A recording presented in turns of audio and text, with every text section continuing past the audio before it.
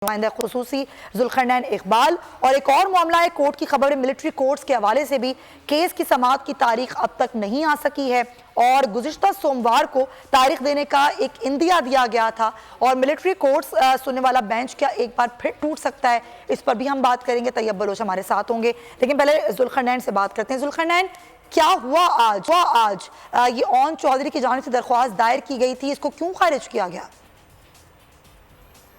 देखिए, आर्टिकल 184(3) के तहत ये दरख्वास्त दायर की गई थी, बराह रास्त सुप्रीम कोर्ट से रुजू किया गया था और एक्सपेक्ट यही किया जा रहा था कि जो ओन चौधरी की दरख्वास्त है इसके ऊपर एतराज़ात लगेंगे, क्योंकि 184(3) के ऊपर क्राइटेरिया बड़ा सख्त कर दिया गया सुप्रीम कोर्ट की जानिब से। जैसे कि चीफ जस्टिस मुतअद्दिद मरतबा ये कह चुके हैं कि ना सिर्फ हमने आज खुद नोटिस लेने को इंतहाई महदूद कर दिया, बल्कि 184(3) का जो दायरा इख्तियार है उसका इस्तेमाल भी इंतहाई लिमिटेड कर दिया। सिर्फ जो इंतहाई ज़रूरी केसेस होंगे, पब्लिक इंपॉर्टेंस का जो मामला होगा, उसके ऊपर ही अदालत अपना गैर मामूली दायरा इख्तियार इस्तेमाल करेगी। इसी वजह से जो रजिस्ट्रार ऑफिस है उसने ओन चौधरी की दरख्वास्त पर 6 एतराज़ात मजमूई तौर पर आयद किए हैं। इन एतराज़ात के साथ उन्होंने ओन चौधरी की जो दरख्वास्त है उन्हें वापस कर दी है।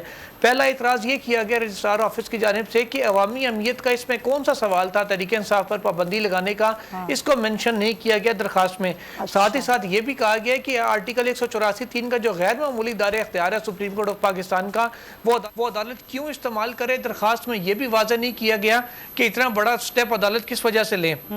साथ ही साथ ये भी कहा गया कि जो फ्रीकैन को जब भी आईनी दरख्वास्त दायर होती है, जिसको फ्रीक बनाया जाए, उसको आगाही का एक नोटिस जारी किया जाता है जिसमें वजह तहरीर की जाती है कि ये आईनी दरख्वास्त उनके हवाले से क्यों दायर की जा रही है। उस पर रजिस्ट्रार ऑफिस का कहना है कि वो आगाही नोटिस भी हैं, वो वाज़ेह नहीं थे, उसमें क्लियर नहीं था कि पिटीशन दायर करने का मकसद क्या है।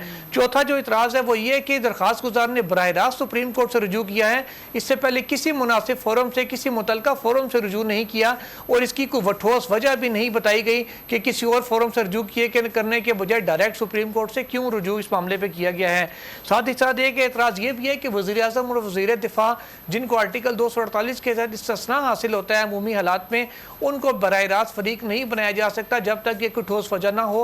उन्हें क्यों फरीक बनाया गया है और फरीक बनाने की वजूहात से भी आगाह नहीं किया गया सुप्रीम कोर्ट ऑफ पाकिस्तान को अपनी दरख्वास्त के अंदर। साथ ही साथ ये भी एक दरख्वास्त, छठा एतराज़ ये है कि जो सर्टिफिकेट है अटैच किया जाता है दरख्वास्त के साथ, जिसमें तमाम फैक्ट्स को दुरुस्त होने का कहा जाता है, उसके हवाले से भी कहा गया कि जो सुप्रीम कोर्ट रूल्स हैं उनसे मुताबिकत नहीं रखता। तो ये वो 6 बुनियादी एतराज़ात हैं जो आयद करते हुए रजिस्ट्रार ऑफिस ने ओन चौधरी की दरख्वास्त है उसको उन्हें वापस कर दिया है। अब ओन चौधरी के पास रास्ता कानूनी तौर पर यह है कि रजिस्ट्रार ऑफिस का जो इतराज़ात हैं उसके खिलाफ वो एक चैम्बर अपील दायर करेंगे, इन इतराज़ात को चैलेंज करेंगे अदालत में और जो सुप्रीम कोर्ट के जो चीफ जस्टिस हैं वो किसी भी एक जज को मुकर्रर करेंगे जो इन चैम्बर इन इतराज़ात के ऊपर समाअत करेगा।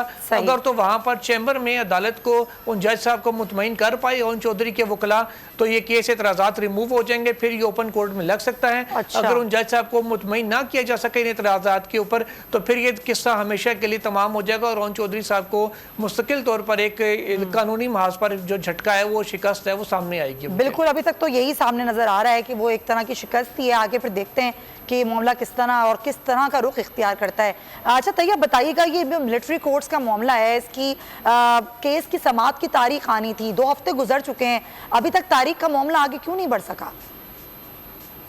कोर्ट की जाने से जब गुज़िश्ता समाअत पर जो है वो समाअत मुलतवी की गई थी, उसमें वाज़े तौर के ऊपर ये कहा गया था कि जुलाई के दूसरे या तीसरे हफ्ते तक जो है वो केस समाअत के लिए मुकर्रर किया जाएगा। लेकिन इसके साथ साथ सुप्रीम कोर्ट की जानिब से ये भी कहा गया था कि आइंदा पीर को जो है वो केस की तारीख जो है वो दे दी जाएगी, लेकिन 2 पीर जो है वो गुजर चुके हैं, यानी 2 हफ्ते गुजर चुके हैं, अभी तक तारीख जो है वो नहीं दी गई। ताहम इंतजार किया जा रहा है कि जुलाई का तीसरा हफ्ता शुरू हो तो शायद उसमें तारीख दे दी जाए। लेकिन अब खदशा जो है, जब सुप्रीम कोर्ट का तहरीरी फैसला आया जो बेंच की तहलील से मुतल्लिक था, तो उसके बाद अब खदशा जो है वो बढ़ चुका है कि कहीं ये ऐसा ना हो कि ये बेंच भी जो है वो टूट जाए। क्योंकि पहले ये 9 रुकनी बेंच था, तो उसमें जस्टिस चीफ जस्टिस काजी फैज ईसा और जस्टिस सरदार तारिक मसूद ने अलहदगी इख्तियार की थी और तो उन्होंने तो इस बेंच को बेंच या अदालत मानने से भी इनकार कर दिया था।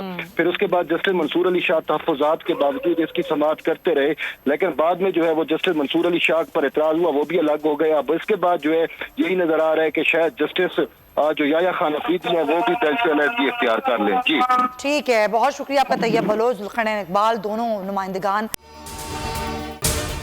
अगर आपको ये वीडियो पसंद आई है तो सब्सक्राइब करें और बेल आइकन पर क्लिक करें।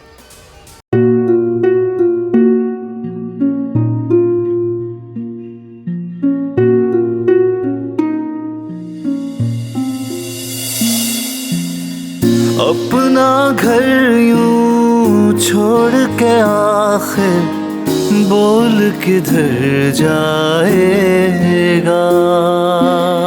ये जो पड़ा है वक्त कड़ा है, वक्त गुजर जाएगा।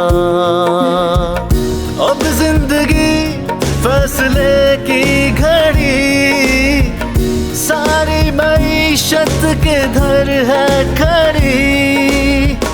करने पड़ेंगे कठिन फैसले, तुझ पे ये कैसी आन पड़ी। देखना अब कुछ यूं बदलेगा हमारा पाकिस्तान, खुशियाँ वापस ला कर देगा हमारा पाकिस्तान। देखना अब कुछ यूं बदलेगा हमारा पाकिस्तान, खुशियाँ वापस ला कर देगा हमारा पाकिस्तान।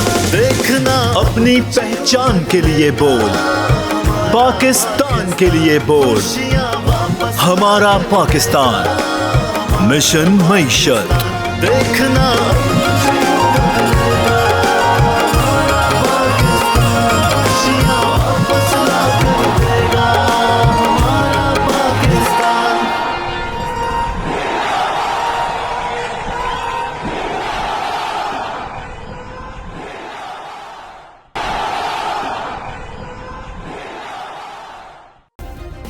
सब्सक्राइब करें और बेल दबाएं ताकि कोई खबर रह न जाए।